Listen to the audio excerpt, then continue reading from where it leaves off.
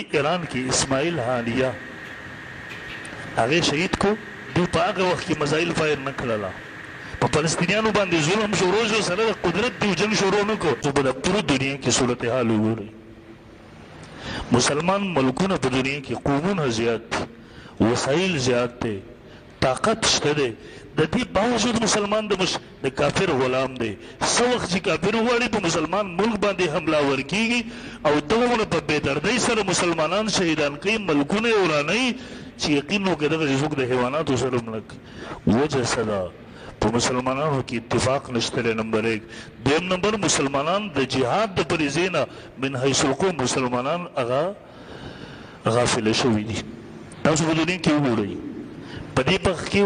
50 اسلامي ملکونه دي 50 دویم نمبر هوایي او دریابي لارې د مسلمانانو سره یقین وکړه که مسلمانان وغواړي نن د ټوله دنیا فضایي هوایي او زمیني لارې سمندري دیوبند زمینی لارې د دې سره دي سمندري لارې الله مسلمانانو ته ورکړي دي هوایي لارې مسلمانانو ته ورکړي که دا مسلمان وغواړي د پوره دنیا سیستم د په یو ورځ کې جمع کولی شي لیکن کله چې په دې مسلمانانو کې اتفاق راشي او بهادري پکې راشي دریم نمبر تاسو وګورئ نن ذخایر دا 3 څیزونه دي لوی طاقت تیل دی ګیس دی معدنیات کویله دا ټول څیزونه اکثریت الله مسلمانانو ته ورکړي دي دا د مسلمان ملکونو سره دي مسلمانان د اقتصاد په حوالې سره مضبوط دي د لارو په حوالې سره مضبوط دي په تعداد کې زیات دي د دې باوجود مسلمانان د مشکلاتو سره مخامخ دي وجه څه ده مسلمان قوم کې اتفاق نشته دی نمبر 1 دویم نمبر مسلمانان د فریضه جهاد نه غافل شوي دي د مرګ دیو دسته عجیبه څه ښکاري ته به وایي چې بس د هر څه تباه کېږي هغه جهاد د فریضې نه د غفلت د وجې نه مسلمانان د دغسې حالاتو سره مخ نن څه حالات دی تاسو وګورئ یو مسلمان ملک راباسي کې اټم بم جوړوي ټول کافران پرې تا د چا نه تپوس کړی دی چې د اټم بم جوړوي کاشکې به دې مسلمانانو کې اتفاق وی دې مسلمانانو د جهاد فریضه نه وی پرېښي دې به ورنه تپوس کړی وي چې تا ته څه اجازه درکړی دی چې د اټم بم جوړوي تا په خپله جوړ کړی دی زه د خپلې دفاع دپاره اټم بم جوړوم ته زما لاس نیسې وجه څه ده محترم وجه هم دغه ده موږ د خپل دین نه ډېر لرې شوي یو دین زموږ لرې پاتې شوی دی یو ډېر لوی عالم تېر شوی دی حضرت مولانا شکیب ارسلان صاحب رحمه الله د مصر یو لوی عالم دی هغه په خپل کتاب کې لیکي وایي زه یو شپه په دې سوچ کې وم الله وسایل دې مونږ ته راکړي مسلمانانو ته اکثریت زمونږ دی اهمې لارې زمونږ سره دي وسایل بیا نن مسلمان مغلوبه ولې دی ذلیله ولې ویل جړل مې په دې جړا په حالت کې ویده شوم ویل ابوبکر صدیق رضی الله تعالی راته په خوب کې راغی ویل ما ورته ویل ما ابوبکر صدیق ویل چې په مسلمانانو څه شوي دي دا ولې مغلوبه دي ویل ما ته ابوبکر صدیق رضی الله تعالی جواب راکړو د هغې وجه دا ده مسلمان بادشاهان با اثر خلک مسلمانان بادشاهان هغوی په دین او په قرآن باندې عمل پرېښی دی دویم نمبر هغوی د کافرانو تابعداري او پیروي او تقلید شروع کړی دی د کافرانو پر نقش و قدم باندې روان دي او دا یقیني خبره هم ده نن تاسو وګورئ یقین ہو کہ مسلمان حکمران ته تر اسلام خبره وکړه اسلامي نظام نن د کافرانو اسلام خو مني خو د روزې زکات حج پورې پړي اسلام په تور د نظام باندې کافر هم نه مني مسلمان هم نه مني څنګه اسلام په تور د نظام باندې کافر ته نه دی قبول دغسې اسلام په تور د نظام باندې مسلمان بادشاهانو ته نه دی قبول بلکې دغه کافرانو نه زیات په د مسلمانانو بادشاهانو باندې بدله کېږي اول دریم نمبر راته وفرمیل ابوبکر صدیق رضی الله دا د الله د فتح او د نصرت وعدې چې دي دا د هغه چا سره دي چې په دین او په قرآن باندې عمل کوي ستاسو ذهن کې یو اشکال راځي چېرې د کافر خو هم په قرآن عمل نه کوي بیا هغه غالب ولیدي نو جواب دا دی چې کافرانو ته خو الله مهلت ورکړی دی که نه آخرت کې خو د هغوی دپاره همیشه تباهي ده خو مسلمان قوم چې کله د قرآن نه لرې شو د دین نه لرې شو د الله هغه د نصرت وعدې ختمې شوې د مسلمان سره د عالم وایي ویل ما ابوبکر صدیق رضی الله تعالی ته په دا خوف کې وویله چې مسلمانان په قرآن څنګه عمل نه کوي حکمرانان څه طریقې سره پې عمل وکړي طریقه راته ووایه وایي ما ته په طور د مثال ووایه مثلا په قرآن کې دا وړوکی صورت دی سوره اخلاص که مسلمانان په دې عمل وکړي مسلمانانو سر به بیا اوچت شوی ولیږي ویل زه چې پاڅېدم ما په دې سوره اخلاص کې سوچ کوو چې دا خو یو وړوکی صورت کې په دې کې څه خبره ده شکیب ارسلان صاحب هغه وایي درې خبرې ما ته په سوره اخلاص کې میلاو شوې اول نمبر قل هو الله احد ووایه الله اک یو دی هغه سره څوک شریک نشته دی ویل په دې کې اشاره ده کاش که په مسلمانانو کې یووالی راشي اتفاق او اتحاد راشي ګورئ اسلام چې کوم تصور ورکوي په پوره دنیا کې یو بادشاه خلیفه د هغې د لاندې ریاستونه نن مونږ یې په څومره حصو کې تقسیم کړي یو په هغې سره زمونږ قوت تقسیم شي د امریکا تاسو وګورئ دا نن په پوره دنیا کې مضبوط طاقت دی وجه ته دی د هغې وجه دا ده د امریکې د لاندې 49 ریاستونه دي یو کم 50 ریاستونه دا د امریکې د لاندې دي دا په هغې مضبوط دی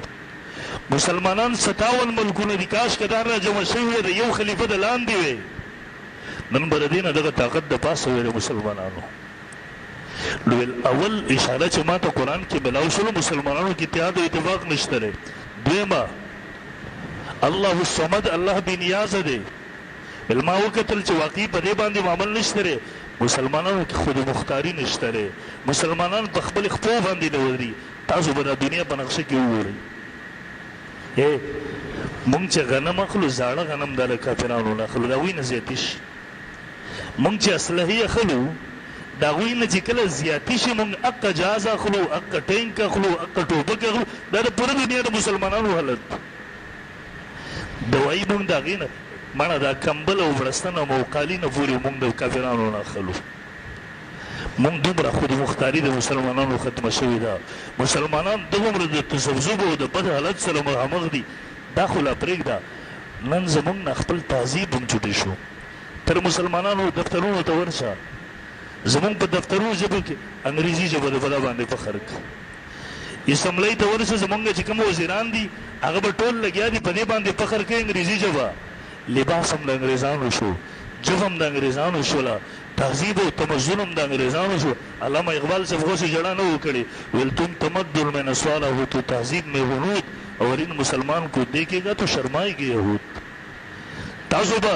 تمدن کې نسوالای او په تهذیب کې د غنودو پسې ورپسې دا مسلمانان خو چې وویل مړغه یهود هم ورنه وشدوي دا څنګه مسلمانان تر دومره پورې حالت دی نن د جمعې ورځ ده که نه د پاکستان یو مسلمان ملک دی دغسې د هر ملک حالت دی د مسلمانانو زمونږ چوټي د جمعې په ورځ نشته دی سرکاري د اتوار په ورځ ده دا یهود او نسواراو ته تاسو ورسئ چې د دې قومي تهوارونه یې حکومتونه د اجازت نه ورکوي بایکاټ کوي د هغسې نه ځي زمونږ مسلمان یو وړکې نوکري ورته ګیره بخرۍ په ګیره کې نشته دی به لاړ شي د 100 روپو نوکرۍ دپاره به ګیره وخرئ ورته وایي ته به د مسلمانانو دا لباس دلتې نه اچوې زمونږ مزه بس خیر بل ځای کې نوکري نه میلاویږي زه خو د لوی زمونږ حالت دا دی محترمو زمونږ طور طریقې دا ټولې د کافرانو په طریقې سره ویل دویم یې راته ویل دویم په دغه آیات کې اشاره او دریم لم یلد ولم یولد ولم یکن له کفوا احد الله نه د چا نه پیدا دی نه د څوک پیدا دی ویل معنا دا ده الله د جنسي تعلقاتو نه پاک دی د علاقایي تعلقاتو نه پاک دی د خانداني تعلقاتو نه پاک دی او اسلام هم د قومیت تصور نه ورکوي اسلام هم د وطنیت تصور نه ورکوي اسلام هم د ژبې د لسانیت ته د دې سبق نه ورکوي نن مونږ او تاسو بس په قومیتونو کې تقسیم شو مسلمانان مونږ او تاسو په وطنیتونو کې مونږ او تاسو په ژبو کې تقسیم شو دا پښتون دی دا پنجابی دی دا افغانی دی دا پلانکې دی دا نن مسلمانان په دغه زیاتو تباهۍ کې د کافرانو تقسیم کړي دي مسلمانان خو انما المؤمنون اخوه په خپلو کې ورونه دي ان اکرمکم عند الله اتقاکم تاسو ته فضیلت او برتري دا په اعتبار د تقوا سره ده په ټولو کې زیات څوک د الله نه یریږي د هومره زیات هغه سره د الله په نس باندې غوره ده ویل په حدیث آیات کې زما غور وکړو دا درې څیزونه وو زمونږ حکمرانان چې وو هغه د کافرو په لاره باندې روان شو زه د روژې نه مخکې قائد جمعیت حضرت مولانا فضل الرحمن صاحب دامت برکات مولا علی سره ناست نور کسان هم ناست. هغه فرمایل د خپل پلار کیسه کوله مفکر اسلام مفتی محمود صاحب نور الله عمر قدو دا ډېر لوی فقیه او عالم تېر شوی دی. مفتی صاحب وایي وایي زه هلته تللی مدینې منورې ته روضې مبارکې سره ویل ما دلته خوب ګورم رسول الله صلی الله علیه وسلم راته وایي مفتی محموده خلک د تقلید نه منع کړه. زه په سوچ کې شوم چې تقلید باندې خو د ټول مسلمانانو اوس خو څه لاره نشته دی په مذاهبو کې به یو مذهب تقلید کې ویل ما ته رسول الله صلی الله علیه وسلم وفرمیل ما ته دغه تقلید نه یادومه دا خو نس دی دا خو نس دی مونږ یې د قرآن حدیث نه دلیل پې موجود دی. زه درته مغرب تقلید یادوم د دنیا د مغرب په تقلید پسې مسلمانانو ورپسې ده د دې نه خلک منع کړه. نو ویل ویې فرمیل چې یو خو مسلمانان په قرآن او په خپل دین نه لرو شو عمل یې نشته دی. دویم نمبر د کفر غلامان جوړ شو د هغوی په تقلید پسې ورپسې دي او یقیني خبره ده. برحال مارس کوو جهاد چې مسلمانان پرېږدي کله قدرت وي د دې باوجود مسلمانان جهاد نه کوي د الله عذاب نازلېږي. دویم نمبر